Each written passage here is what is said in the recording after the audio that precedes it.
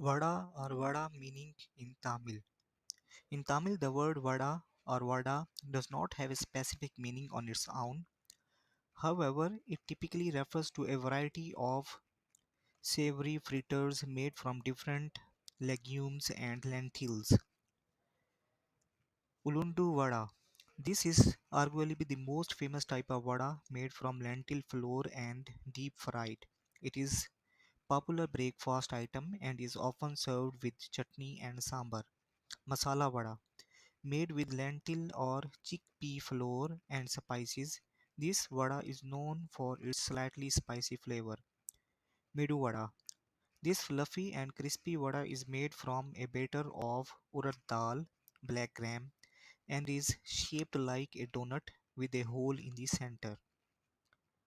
Parupu Vada. A generic term for lentil fritters typically made with different types of lentils like moong dal or chana dal. Therefore, the word vada in Tamil can be translated based on the context. However, it mostly refers to a savory fritter, but the specific type depends on additional information or its appearance.